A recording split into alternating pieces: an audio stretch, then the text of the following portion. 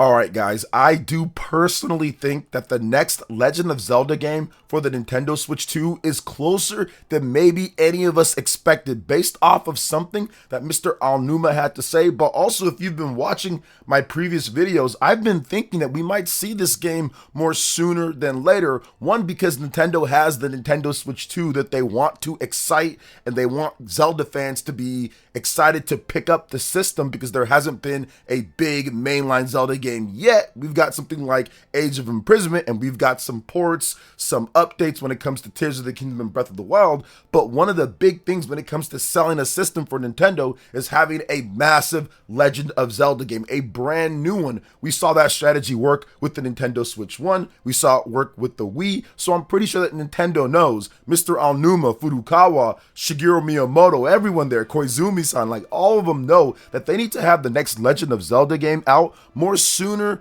than later when it comes to this system. And based off of what Mr. Aonuma had to say about Hyrule Warriors Age of Imprisonment, I do think it might come more sooner than later with an announcement. So let's go ahead and get into what he had to say recently in an interview with 4Gamer, talking about how they wanted to be, Mr. Aonuma wanted to be the first to release a Zelda game on the Nintendo Switch 2, but were beaten to the punch. So here's what he had to say. The Legend of Zelda Age of Imprisonment, or Hyrule Warriors Age of Imprisonment, is the first Zelda title released for the Nintendo Switch 2. If I'm honest, we wanted to be the first to do so, he said, laughing. The inspiration we received from our collaboration with Koei Tecmo may be reflected in the Legend of Zelda we create. Please imagine this while playing Age of Imprisonment. Look forward to our Zelda. Now that is such a loaded, I would say, interview or loaded topic, because he stated that they wanted to be the first. How would they be the first to be on the Nintendo Switch 2 if it wasn't something that they wanted to get out somewhat between the time that the system launched and it being like a feasible time period at this point, right? Like, how long would it have taken? If they wanted to be the first, that means they wanted to release it in a somewhat good time period after the system was out. So I wouldn't think it'd be more than, like, let's say a year or 2 years they'd want to have that game out. That's why I think that this game could be announced more sooner than later if they wanted to be the first Zelda game out on there outside of anything else. So that tells me that, one, he's not counting the Legend of Zelda, Tears of the Kingdom, and Breath of the Wild, and Echoes of Wisdom, all of those games that are essentially just ports or just updated versions. He's not counting those. He's only counting what a new Zelda game release would be. And since this Zelda game, when it comes to Hyrule Warriors, is canon within the timeline as a prequel to the Legend of Zelda Tears of the Kingdom, that tells me that absolutely he counts this as a main thing going forward. It's a canon game, which we all know, but it just double confirms that overall. And to me, when he says something like, we wanted to be the first to put out a game and this one came before us, and look forward to what we're doing next,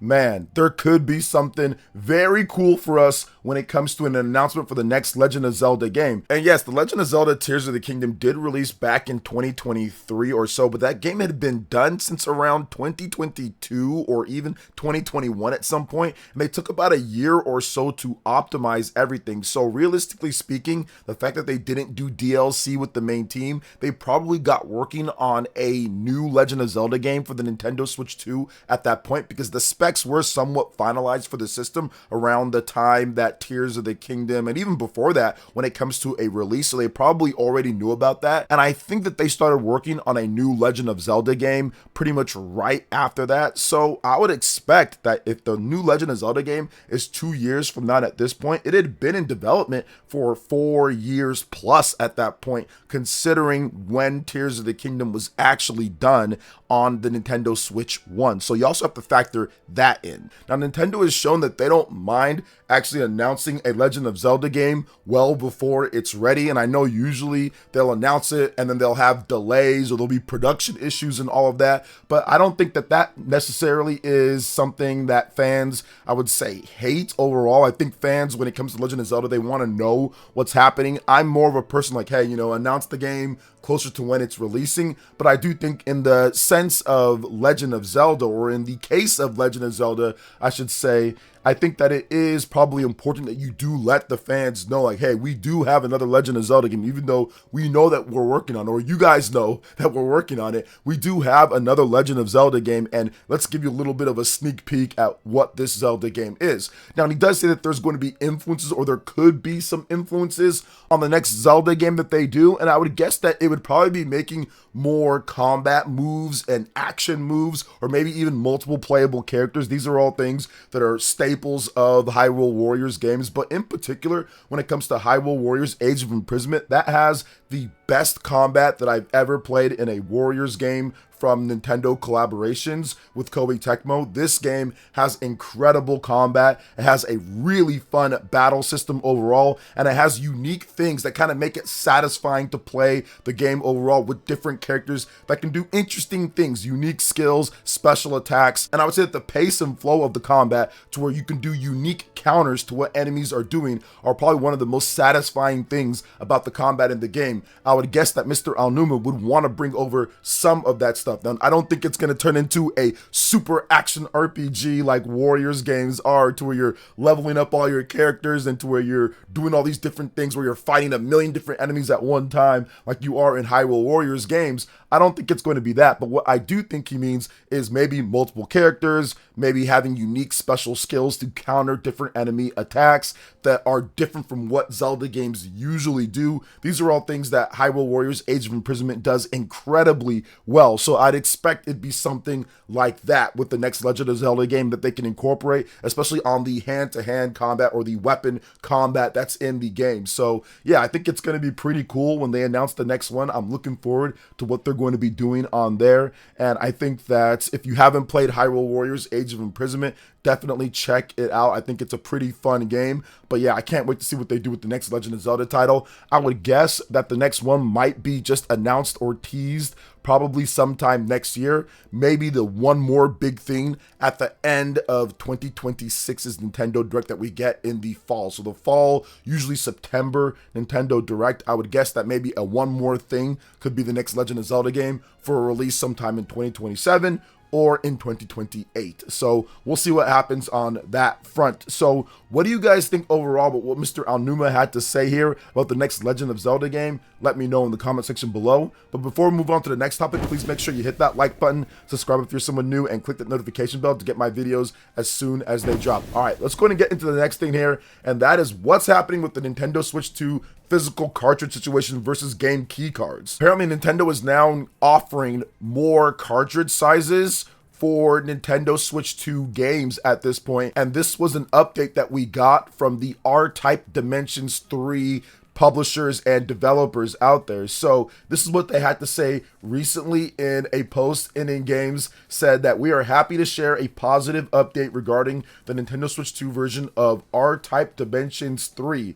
There is no better timing. 2 days ago, Nintendo announced 2 new smaller cartridge sizes for the Nintendo Switch 2. This allows us to recalculate production in a way that wasn't possible before. As a result, we've made the following decision. The entire European and US production of R-Type Dimensions 3 for the Nintendo Switch 2 will be released on a full physical cartridge. A little downside to this positive news, the price for the retail and special edition of the Nintendo Switch 2 version will increase by €10 due to the still higher production costs. However, as a small thank you to our early supporters, all early pre-order customers of the special edition will receive the game on cartridge at the original price they ordered. We'd like to sincerely thank the community for the passionate discussion, the feedback, and the patience over the past days. Your enthusiasm for physical games and for R-Type in particular made the solution possible, and we're very happy to be able to deliver a true cartridge release. Now, the funny thing about this, guys, is that they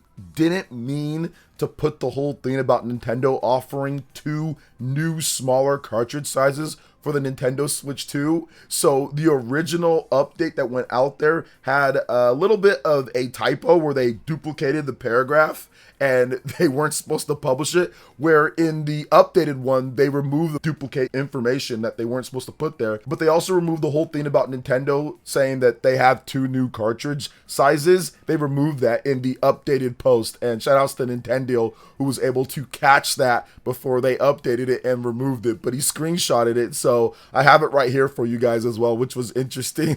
But either way, yeah, it's good to see that. Obviously, having some smaller cartridge sizes for these developers is good. I was not sure this was going to happen as soon as it was happening, but I'm going to have to wait and see what the effect will be on some of the bigger games. As many of you guys know, there's still a lot of big AAA game developers that talk about the read speeds of the cartridges. So while yes, this is awesome and I love to see this and it's great and I'm happy that there's more cartridge sizes, so some of the smaller developers will be able to put it on a full cartridge, the increase in price, which people are already talking about, like, okay, well, the games are expensive now, the increase in price as well, definitely going to be something to kind of look out for, how much they increase in price and kind of what's happening there. But we'll see what happens with some of the bigger games, because we still don't have any information on what they're going to do with sizes bigger than 64 gigabytes, or even with some developers opting to not even use the 64 gigabyte cartridge when their game would fit on there. So this is definitely a good thing, but we have to wait and see for the rest of the stuff. We have to wait and see what's going to happen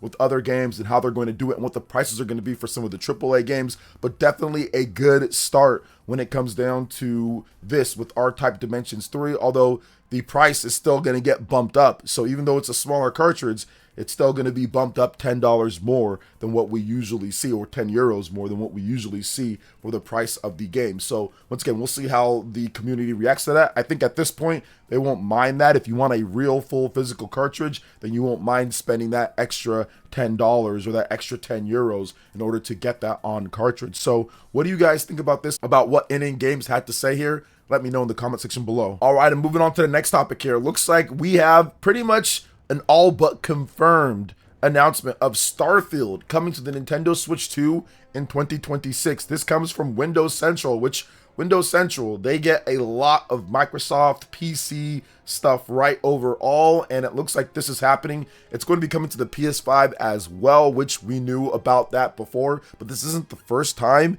that we've heard rumors or that we've heard situations of Starfield could potentially be released on the Nintendo Switch 2. So here is what Windows Central had to say. Also, Starfield will not only be getting its PS5 version in 2026, but also a Nintendo Switch 2 version on top. The game has already undergone some optimizations for low power devices like handhelds, so hopefully it'll be a good experience on the Nintendo Switch 2 as well. So yeah, very not surprising, because we know that Microsoft wants to port over a lot of their games. They are no longer in the game console selling business in the traditional sense. Yes, they would love to be able to sell Xboxes and all of that, but if you've looked at the news, if you've seen what happened, Xbox sales have tanked across the world. People just aren't buying the Xbox brand anymore. Xbox Series S and Xbox Series X have essentially been down year on year, month on month, almost every single month since the launch of the system, and definitely within the last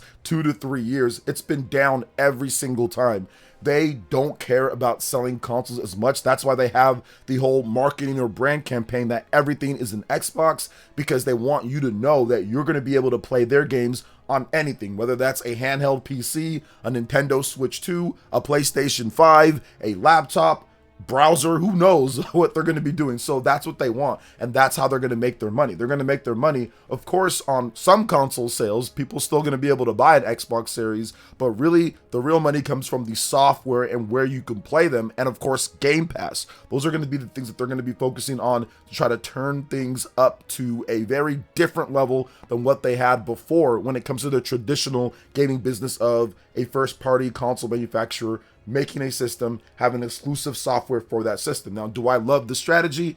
No, I'm old school. I like the exclusives. I like the systems competing in that type of way, but it is what it is at this point. We've known this for a very long time, so it doesn't really matter what I think or what I would like. All that matters is what they're going to do, because that's what they're going to do overall, and nobody can really change any of that at this point. So I do think that Starfield coming over, it's cool. I wasn't a fan. I got the game on Xbox Series X. I thought it was okay, but I kind of cut it off, you know, pretty early when my first start, tried to restart it. Just wasn't necessarily having as much fun, but I do realize that there's a good game in there. It's not like it's the worst worst game ever. It's not a bad game by any means, and they've done a ton of updates to it, so it actually could be a pretty cool portable experience. So of course, if you want to get it on PS5, I don't think it's going to be a bad game in terms of playing it with all of those updates and everything. And apparently it's going to have seamless space travel too, to where there isn't a disconnect between it. You can just launch right there, so that would really help out the game as well. So what do you guys think about what Windows Central is saying about Starfield coming to the Nintendo Switch 2 in 2026?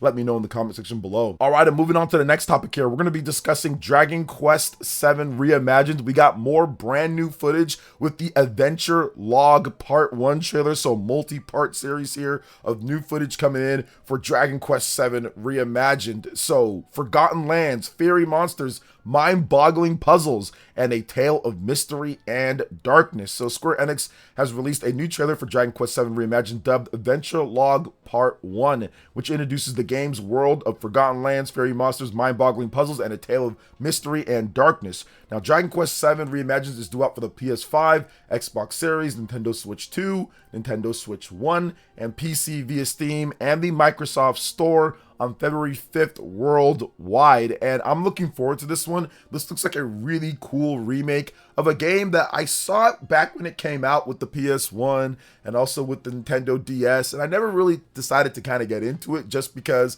it just was something that I didn't feel like playing at the time that it came out. So I'm very happy that they reimagined it, or they remade it and brought it back in here and put it on so many different platforms here overall. It just looks stunning. I love what they're doing with the graphics in the game. I think it looks really cool, and I do think that it's going to be a very fun game to play through. And one of the big things that I like that they changed is that they removed, when it comes to the first person, when you're doing the RPG battles, they removed the first person combat, which I do think it was in first person on PS1 and also on the Nintendo DS when they did the remake of that. So they removed that because I don't like first person RPGs at all. Like, I just don't like playing RPGs in first person, especially like with this one. It's not always in first person, obviously, like when you're in the overworld, but when in combat, I don't feel like it needs to be in first person. So the fact that now it's in third person overall, to where you can see those awesome character models, it makes it to me a better type of game to play than the original, for me at least. So what do you guys think overall when it comes to Dragon Quest VII Reimagined, this new adventure log, and the combat and graphics and everything that they're showing off here? Let me know in the comment section below. But all right, guys, that's going to wrap it up for this video here. Thank you so much for watching. I do appreciate it. Please make sure you hit that like button, subscribe if you're someone new, click that notification bell, and check out my other Nintendo Switch 2 RPG content and more right here on screen. Thanks for watching, and we'll catch you guys for the next one. Peace.